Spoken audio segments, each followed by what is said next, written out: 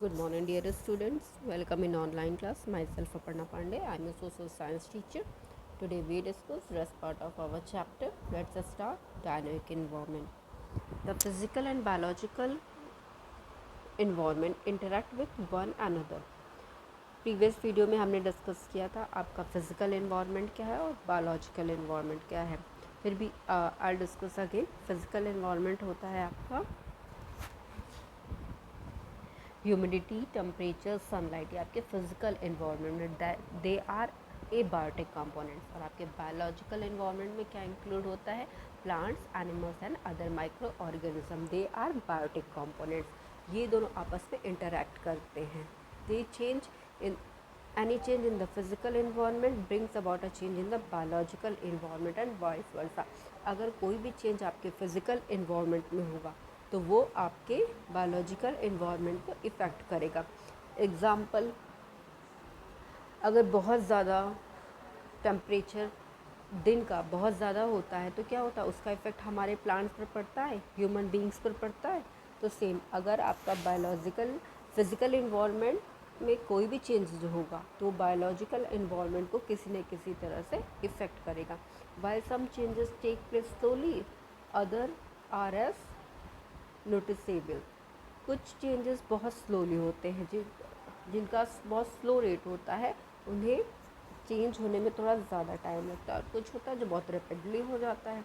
The earth surface and land forms undergo changes continuously. आपका earth surface और land regularity में continuously change होता रहता है. ये स्लो चेंज है, ये हमें डायरेक्टली नहीं दिखता कि कुछ भी रैपिडली चेंज हो गया और हमने देख लिया, ऑब्जर्व कर लिया और हमें पता चल गया. ऐसा नहीं है, कॉन्टिन्यूसली चेंज होता रहता है.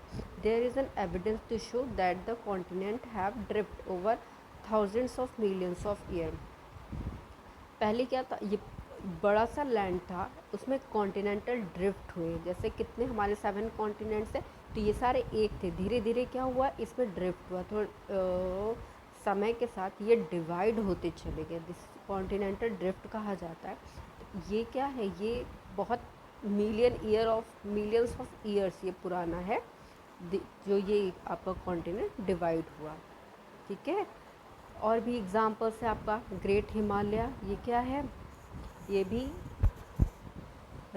एक साथ तो इतना बड़ा हिमालय बना नहीं, इसमें भी बहुत सारे फिज़िकल चेंजेस हुए.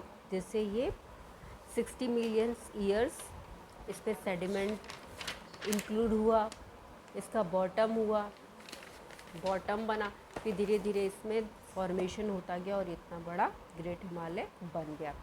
बहुत सारे चेंजेस होते हैं. Changes brought about by flood, volcanoes and earthquake are sudden. ये तो हमने अभी तक डिस्कस किया जो स्लो चेंजेस होते हैं. ठीक है. अब देखते हो कि बहुत सारे माउंटेन्स हैं जिनकी इतनी सारी हाइट है और कुछ कुछ की हाइट तो रेगुलर बढ़ती रहती है, स्लोली बढ़ती रहती है. ठीक, ये हमारे स्लो चेंजेस हो गए. और अब क्या है हमारा सडन चेंजेस, रैपिड चेंजेस जो बहुत जल्दी हो जाते हैं और हम उन्हें देख सकते हैं, लिटरली ऑब्जर्व कर सकते हैं. फ्लड, बाढ़ का आना, वॉल्केनोज, अर्थक्वेक को हम महसूस कर सकते हैं. ये सडन चेंजेस हैं. The circulation of air and water brings about changes in climatic condition in different season. हम सीज़न में भी होने वाले चेंजेस को ऑब्जर्व करते हैं.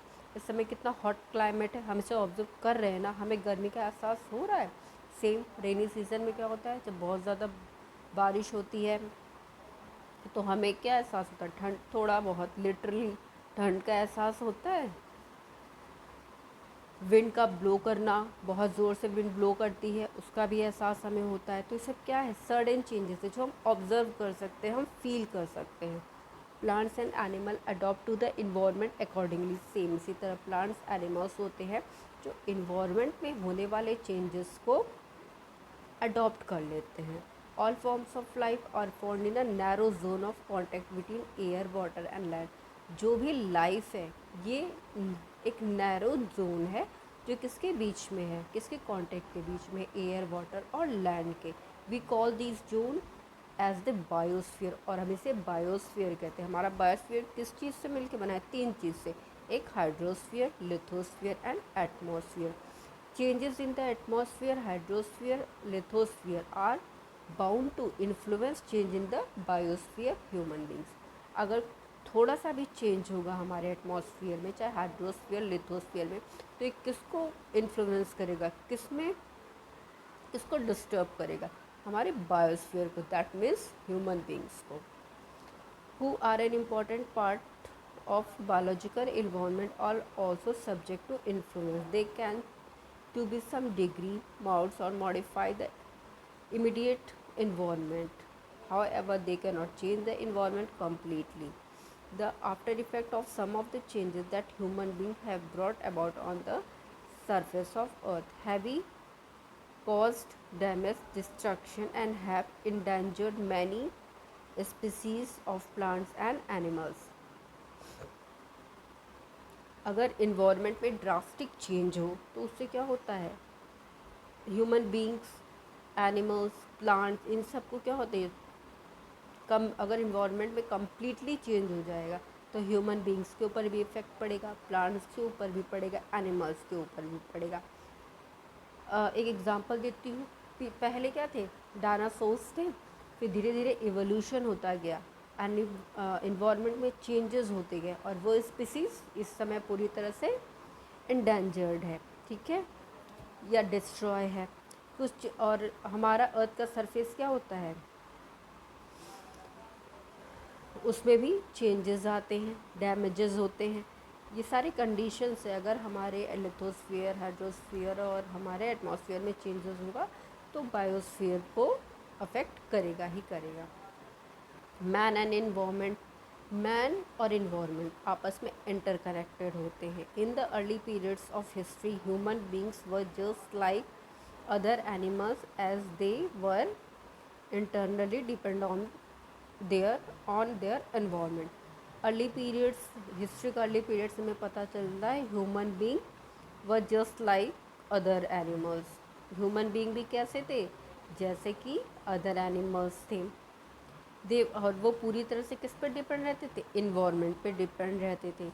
दे were gathered and hunters as they begin civilizing crops, permanent settlement came into existence. They first live in village and fulfill their need for their local environment. They use the product of physical environment to satisfy their need and requirement. सबसे हमें तो ये पता है, history हमें पता है कि पहले ह्यूमन बींग्स क्या है, एंसेस्टर्स हमारे कैसे थे, जस्ट लाइक अ मंकी। तो उनसे पूरी तरह वो किस पे डिपेंड होते थे, इन्वायरमेंट पे होते थे। धीरे धीरे सिविलाइज्ड होना शुरू हुए तो इन्होंने क्या किया, क्रॉप का कल्टीवेशन किया, परमानेंट रहने के लिए घर बनाया और अपने ग्रुप में रहने के लिए इन्होंने विलेज को डेवलप किया, अपनी नीडों को फुलफिल करने के लिए लोकल इन्वायरमेंट को यूज़ किया। उसके बाद इन्होंने क्या किया, प्रोडक्ट को यूज़ किया अपने फिज़िकल इन्वायरमेंट में और अपने नीड और अपने रिक्वायरमेंट को उस इन्वायरमेंट से सेटिस्फाई किया।